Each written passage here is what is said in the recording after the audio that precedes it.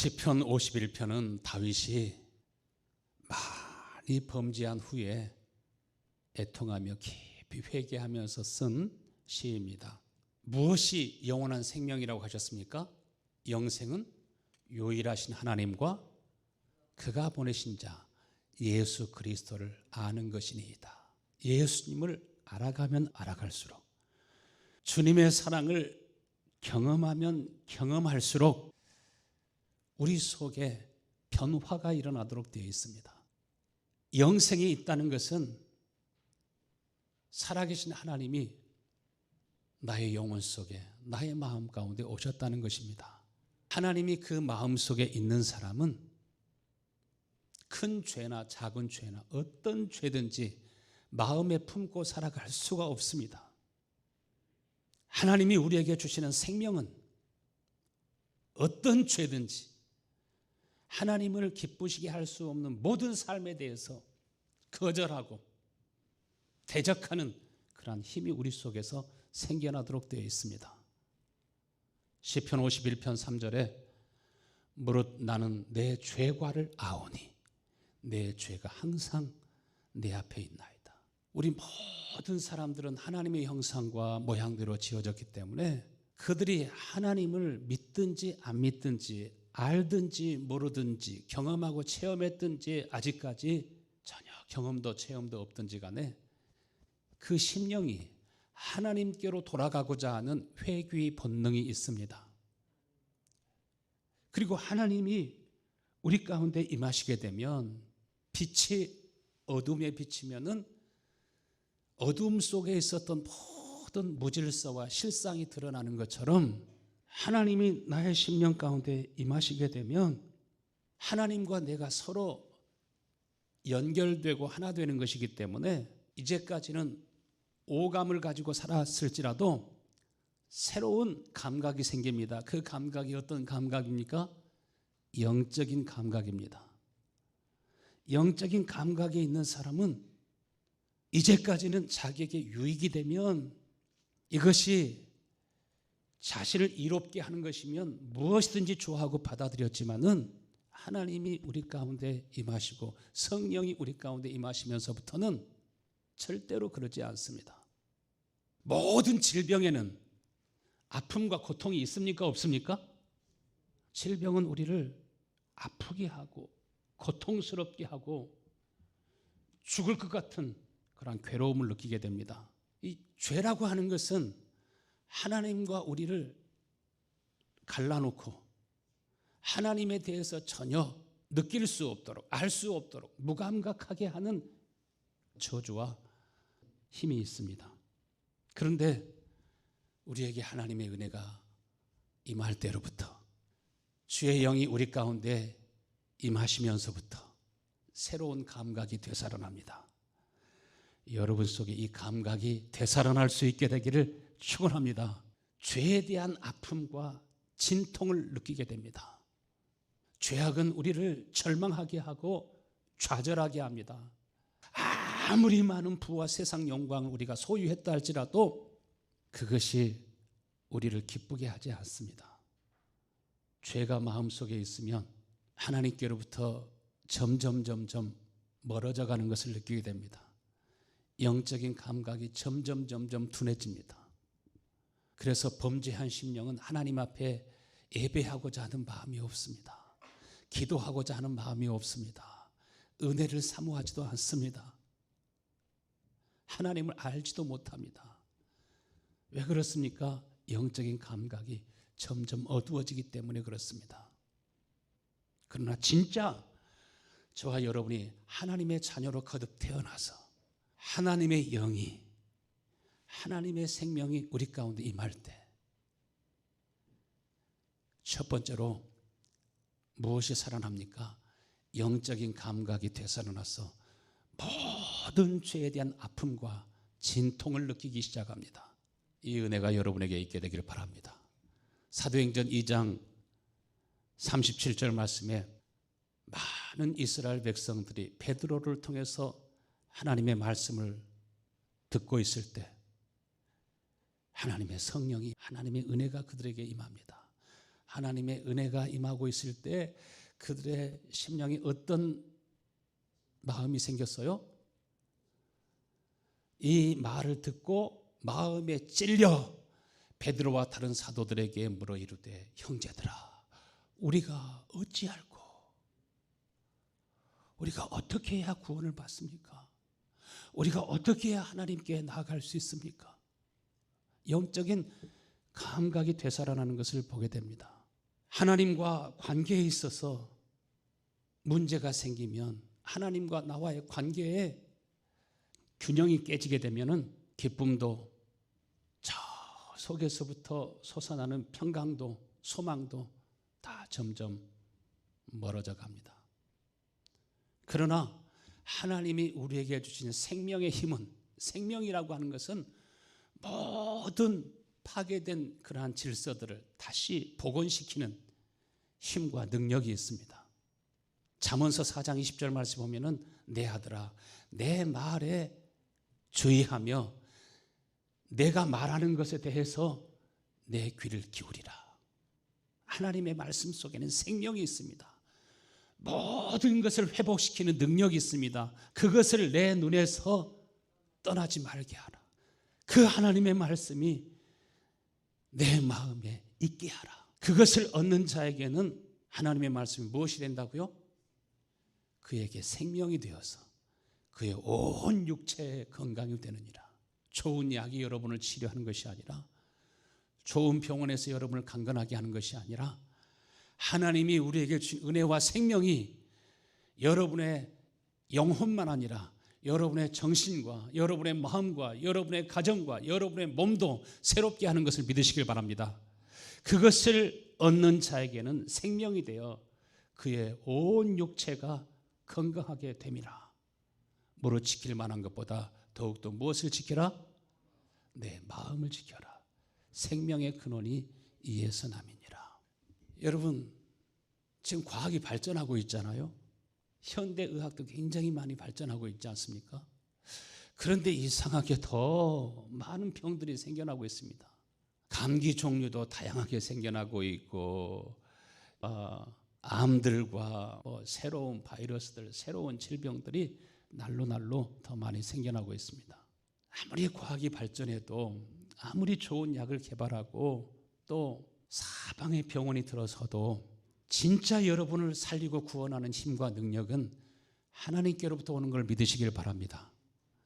죽어있는 사람의 뼈를 본드로 붙여놓는다든지 아니면 딱 맞춰가지고 기부스를 해놓는다 할지라도 그 뼈가 붙을 것 같아요? 안 붙을 것 같아요? 찢어 절대로 붙지 않습니다.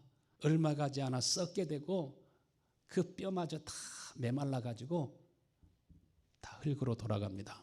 그러나 살아있는 생명체는요, 꿰매지 못했다 할지라도, 혹 부러진 것을 바로 맞추지 못했다 할지라도 원래 상태로 돌아가게 하는 생명의 힘이 있습니다. 건강하면 금방 상처도 아물고 회복해야 하는 힘이 내 속에 있어요.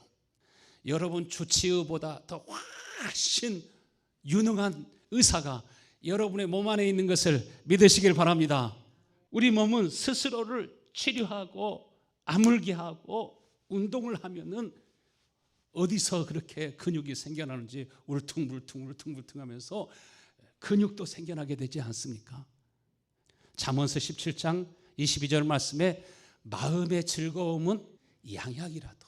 이 마음의 즐거움을 누가 줄 수 있어요? 자식이 줄 수 있을까요? 아내가 줄 수 있어요? 남편이 줄 수 있어요? 없어요.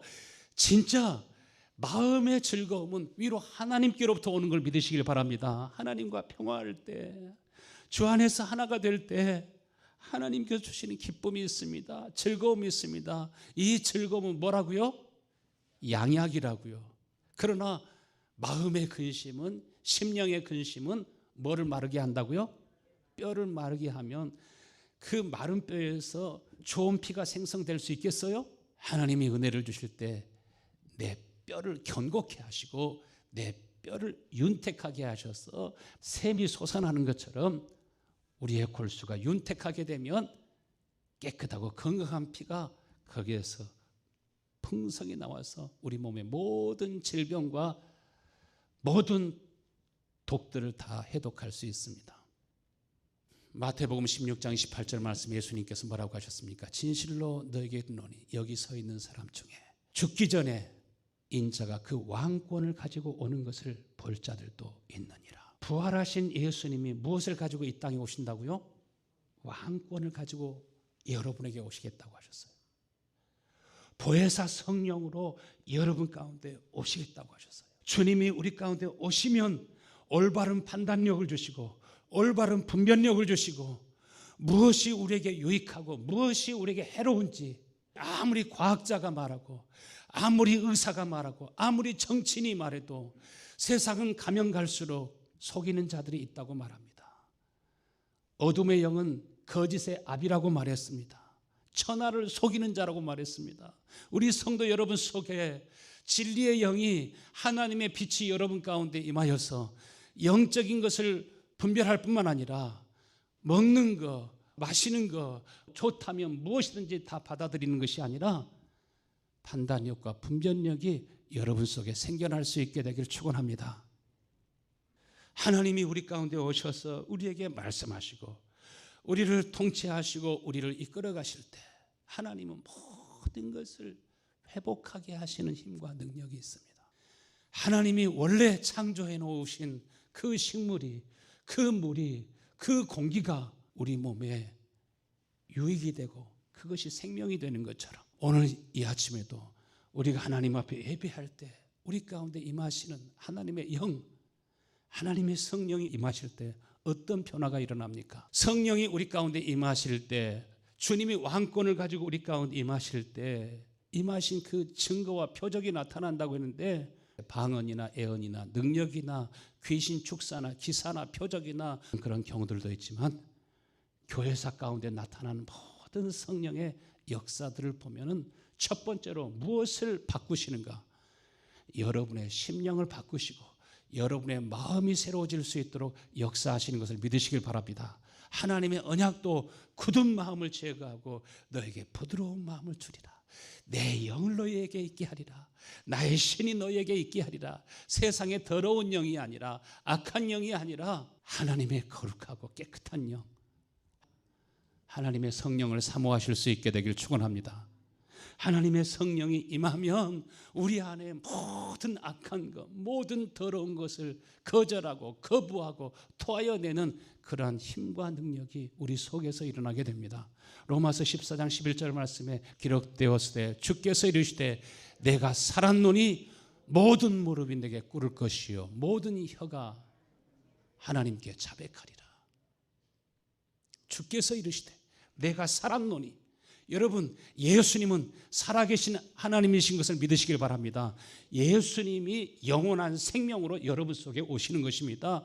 예수님이 우리 가운데 오시면 하나님과 우리의 관계를 완전히 복원시키시는 힘과 능력이 있습니다. 우리의 육신만 아니라 우리의 영혼도 정신도 새롭게 하는 힘과 능력이 누구 안에 있어요? 영원한 생명이 되시는 우리 주님에게 있는 것입니다. 요한일서 1장 9절에 만일 우리가 우리의 죄를 자백하면 저는 미쁘고 의로우사 우리의 죄를 사하시며 우리를 모든 불의에서 깨끗하게 하실 것이요. 성령이 우리 가운데 임하시면 우리 마음속에 애통하는 마음을 주십니다. 회개하는 마음을 주십니다. 큰 것이든지 작은 것이든지 하나님을 기쁘시게 할 수 없는 모든 것에 대해서 거절하는 마음이 생깁니다. 그는 미쁘시고 의로우사 우리의 죄를 사하시며 우리의 죄가 없는 것처럼 다 지워주신다고 하는 말이 아닙니다. 죄와 싸워서 이길 수 있도록 어떤 것이 선한 것이고 악한 것인지 분별할 수 있도록 모든 죄와 싸워서 이길 수 있도록 하나님의 자녀답게 거룩하고 의롭게 살아갈 수 있는 힘과 능력이 여러분에게 주어지는 것을 믿으시길 바랍니다. 여기 계신 집사님 중에 한 분이 지난주에 말씀하셨어요. 나도 욕을 잘하는데요, 운전할 때 내가 욕을 잘 안 합니다. 잘 참고 잘 견딥니다. 이런 말씀을 하셨어요. 그런데 욱하고 욕이 나오는데 화가 치밀어 오르는데 신경질이 나는데 잘 참는 마음이 생명이 아니라 그것도 하나님의 은혜지만 진짜 은혜는 뭡니까? 그런 상황 속에서 여기 나오는데 참는 것이 아니라 속에서 아예 여기 안 나오는 것이 그게 생명이죠. 영생을 주셔서 우리에게 예수를 믿으면 구원받는다고 하는 의미는, 예수를 믿어서 죄사함 받는다고 하는 의미는 욕을 했는데 회개하면 지워주시고 또 욕을 했는데 지워주시는 마음이 아니라 우리를 깨끗하게 하신다고 하는 것은 아예 이제 속에서부터 뭐가 안 나와요? 욕이 안 나와요. 악이 안 나와요. 옛날엔 똑같은 상황 속에서 화를 내고 싸울 수밖에 없는 그런 상황인데도 불구하고 예수님께서 아버지 저희들의 죄를 사하소서, 자기들이 하고 있는 것을 알지 못하고 있습니다. 하나님과 이렇게 관계가 깨어져 있는 것을 보지 못하고 있습니다. 자신 안에 생명이 없는 것을 느끼지 못하고 있습니다. 저희들이 구원받기를 위해서 예수님이 기도하신 것처럼 모든 죄에 대해서 예민한 영적인 감각을 가지고 살아갈 수 있게 되기를 축원합니다. 51편 3절에 물은 나는 내 죄과를 아오니 내 죄가 항상 내 앞에 있나이다. 그러면서 자신의 허물과 죄악, 자신의 실수와 탐욕과 탐심을 보면서 누구와 싸웁니까? 자기의 죄를 숨기기 위해서 자기의 죄를 지적하고 드러내는 사무엘과 싸우는 것이 아니라 그 말씀을 하나님의 말씀으로 받으면서 자기와 싸우지 않습니까? 화인 맞은 양심은, 하나님이 없는 마음은 고통과 진통이 없습니다. 여러분, 병들었는데 고통과 진통을 느끼지 못하면 그것이 건강한 것입니까? 큰 병에 걸린 겁니까? 오늘날 인류의 가장 큰 적은 염증이라고도 말하죠. 어디엔가 염증이 있으면 통증을 느낄 수 있어야 돼요. 한센병, 나병 같은 경우는 신경이 손상되어 생기는 병이기 때문에 거의 통증을 느끼지 못한다고 하죠. 오늘날도 선천성 무통 무한증이라고 하는 병이 있어요. 염증이 있는데 식중독에 걸렸는데 뼈가 부러졌는데 신경망을 통해서 이 뇌 중추신경이 고통을 느끼고 아픔을 느끼고 뼈가 부러졌으니 빨리 붙여달라고 자기 몸이 이야기해야 되는데 통증을 느끼지 못하면 그것은 복입니까? 저주입니까? 그것은 복이 아닙니다. 우리가 죄에 대한 아픔과 진통을 통해서 하나님께 나아갑니다. 내가 생명의 하나님께 기도하리라 한 것처럼 여러분, 진짜 여러분이 온전해지려고 하면 자꾸 하나님 앞에 나가고 또 나갈 수 있게 되기를 축원합니다. 그래서 하나님의 성령이 임할 때, 주님이 내게 임하실 때, 내게 하나님께서 은혜와 복을 내려주시고 있을 때 어떤 역사가 일어납니까? 스가랴서 12장 11절에 보면은 그날에 주의 영이 우리 가운데 임하실 때, 하나님이 우리에게 언약하신 은혜와 복을 내려주실 때 예루살렘에 큰 애통이 있으리니 우리가 어찌할꼬 애통하면서 하나님 앞에 나아가는 것처럼, 여러분의 남편이 아직 은혜에 이르지 못하고 있을 때, 여러분의 아내가 은혜에 이르지 못하고 있을 때, 마치 암병에 걸려있는 남편과 병에 걸려있는 자식을 바라보면서 마음이 아파서 하나님 앞에 울며 기도한 것처럼 정죄하거나 다투거나 싸우지 말고 서로를 위해서 기도할 수 있는 은혜가 여러분에게 있게 되기를 축원합니다. 마태복음 5장 4절에 애통하는 자는 복이 있나니 그들이 위로를 받을 것이, 여기에서 위로가 어떤 위로입니까? 성령의 위로입니다. 하나님의 성령이 여러분에게 임한다는 겁니다. 이스라엘 백성들이 하나님을 원망하고 불평하다가 불순종하다가 많은 조상들이 죽고 고난을 당하지 않았습니까? 주님과 여러분의 관계가 온전해지고 여러분 속에 하나님의 생명이 충만해지면 여러분 삶 전체가 다 은혜와 평강으로 넘쳐나게 되고 여러분의 심령만 아니라 여러분의 가정도 회복되고 여러분의 인생 전체가 다 회복되는 것을 믿으시길 바랍니다. 로마서 7장 21절에 그러므로 내가 한 법을 깨달았노니 그 선을 행하기 원하는 나에게 악이 함께 있는 것이로다. 하나님의 성령이 우리에게 임할 때 얼마나 내가 하나님께 멀리 떨어져 있는지, 내가 얼마나 연약한지, 내가 얼마나 부족한지, 이 모든 인간의 연약함과 부족함이 누구 앞에 나갈 때 채워지는 겁니까? 주님 앞에 나아갈 때 채워지는 것입니다. 시편 51편 11절에 나를 주 앞에서 쫓아내지 마시고 주의 성령을 내게서 거두지 마소서. 주의 앞에서 나를 쫓아내지 마시고 내게 이미 주신 은혜를, 이미 주신 성령을 거두지 마시고 주의 성령과 은혜가 샘물처럼 내 속에서 넘쳐나게 하여 주옵소서.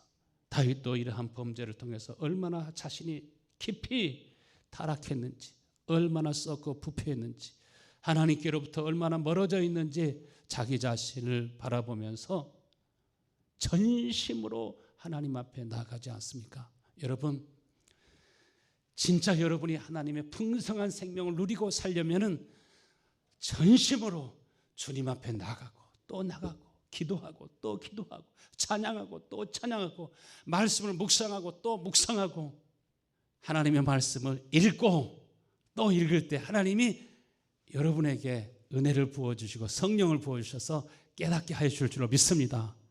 두 번째, 예수님이 내 안에 임하실 때, 성령이 내 안에 임하실 때 어떤 역사가 일어납니까?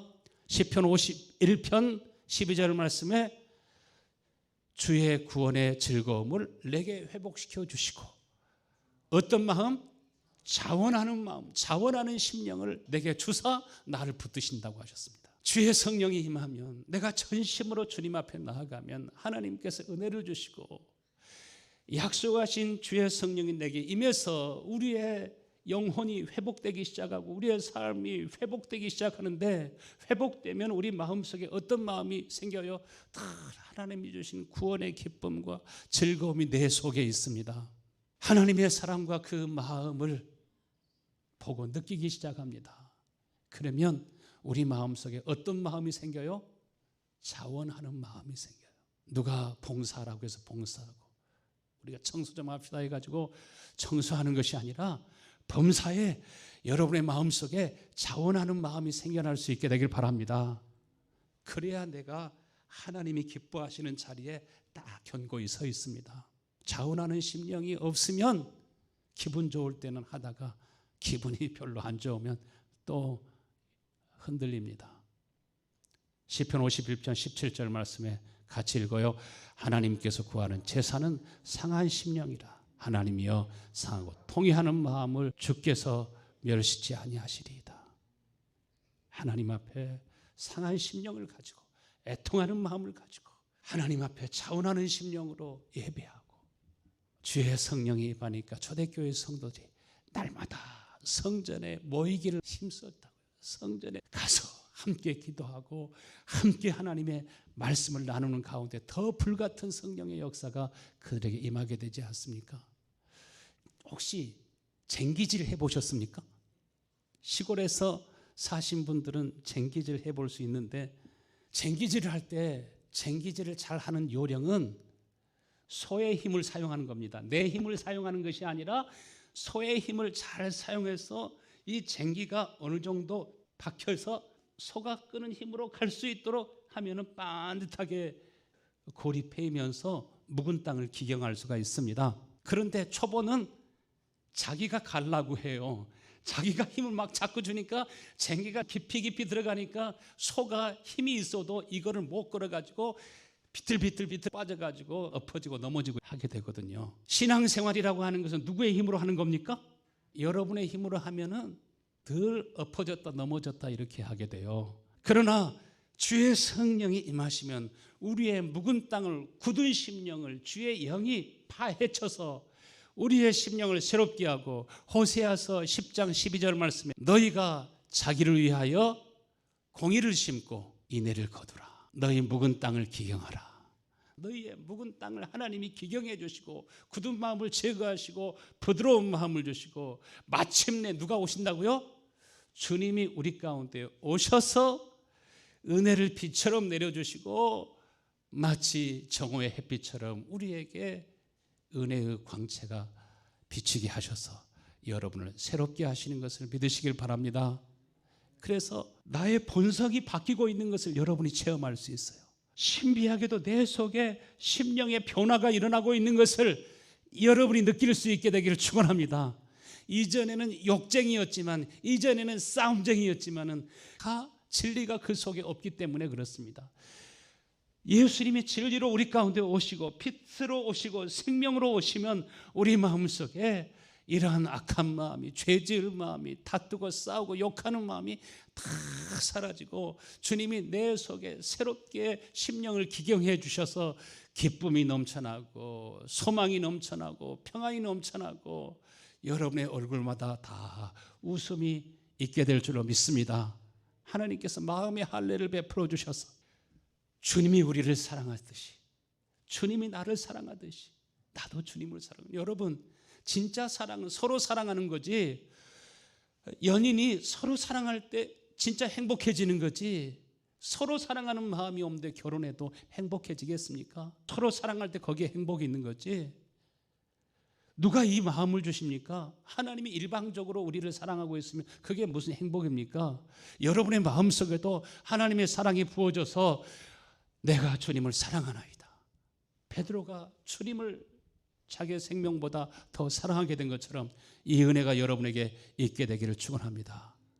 예수님이 우리 가운데 임하실 때 일어나는 마지막 현상, 성령이 우리 가운데 오셨을 때 나타나는 변화, 이런 것이 무엇입니까? 시편 150편 6절 말씀에 호흡이 있는 자마다 누구를 찬양할지어다? 여호와를 찬양할지어다. 하나님의 호흡, 하나님의 생기, 하나님의 영, 하나님의 말씀이 우리 속에 임하게 될 때 우리는 하나님 앞에 예배하고 싶은 마음, 하나님이 내게 베풀어 준 은혜와 사랑을 사람들에게 전하고 싶은 마음, 너희는 모든 족속으로 제자를 삼아 아버지와 아들과 성령의 이름으로 세례를 베풀고 내가 너에게 분부한 모든 것을 가르쳐 지키게 하라. 가르치고 전하고 나누고 축복하며 살고자 하는 그 복된 마음이 여러분 속에 있게 되기를 축원합니다. 고린도후서 4장 7절부터 우리가 이 보배를 질그릇에 가졌으니 이는 능력의 심히 큰 것은 하나님께 있고 누구에게 있지 않다고요? 우리에게 있지 아니함을 알게 하려 함이라. 우리가 사방으로 우겨 쌓임을 당하여도 쌓이지 아니하며 답답한 일을 당하여도 낙심하지 아니하며 박해를 받아도 버림받지 아니하며 거꾸로 뜨림을 당하여도 망하지 아니하고 우리가 항상 예수 죽음을 몸에 짊어짐은 예수의 생명이 또한 우리 몸에 나타나게 하려 하심이라. 예수의 생명이 여러분의 몸에 나타날 수 있게 되기를 축원합니다. 그러면 세상에 대해서도 분별력이 생깁니다. 내 마음속에 있는 마음이나 생각에 대해서도 하나님께로부터 오는 것인지 세상으로부터 온 것인지 예수님께로부터 온 것인지 원수 악한 마귀로부터 온 것인지 분별력이 생깁니다. 여러분의 영혼도 정신도 마음도 몸도 여러분의 가정도 삶도 완벽하게 기쁨과 행복을 누리며 살아가게 될 줄로 믿습니다. 여러분, 예수님을 새 생명으로 누릴 수 있고 예수의 생명이 여러분의 심령과 삶에 나타날 수 있게 되기를 간절히 축원합니다. 하나님 아버지 감사합니다. 우리 모든 성도들의 심령에 예수의 생명이 나타나게 하여 주옵소서. 점점 우리 성도들의 모습을 통해서 예수 그리스도의 형상이, 하나님의 형상이 나타나게 하시고 우리 성도들의 마음에서부터 예수 그리스도의 향기가 흘러나오는 것을 보게 하시고 생명의 샘이, 은혜의 샘이, 진리의 샘이 저희 가운데 넘쳐나게 하사 주여 어느 곳에 있든지 기쁨이, 사랑이, 온유함과 겸손함이, 은혜와 진리와 평강이 넘치고 넘쳐나서 천국을 이루며 살 수 있게 도와주옵소서. 완벽한 하나님과 조화를 이루며 살아갈 수 있게 하시고 가장 아름답고 가장 행복하고 가장 조화로운 상태로 회복되고 변모되는 놀라운 역사가 일어날 수 있도록 주여 도와주시옵소서. 부활하신 예수 그리스도의 생명이 우리 성도들의 몸에 나타나게 하시고 저희들 모두가 다 새 생명 가운데 행할 수 있도록 은총하러 가여 주옵소서. 주여 이 시간 주의 이름으로 축복합니다. 생명의 샘이 저희 골수로부터 솟아나게 하시고 골수로 윤택하게 하사 모든 바이러스, 모든 병원균들, 모든 염증들, 모든 독들, 모든 암세포들, 모든 질병들을 주여 저들에게 소멸하게 하시고 이 시간 깨끗하게 치료하여 주옵소서. 예수의 이름으로 명하노니 우리 모든 성도에 있는 질병과 바이러스와 병원균들은 다 사라지고 어지러움도 사라지고 암병도 사라지고 다 사라지고 사라질지어다. 아버지, 우리 모든 성도의 몸이 생명 안에서 강건해지게 하시고 새 생명 가운데서 행할 수 있도록 은총 허락하여 주시고 그리스도 안에서 왕노릇하며 살아갈 수 있도록 역사하여 주옵소서. 예수님의 이름으로 기도합니다. 아멘.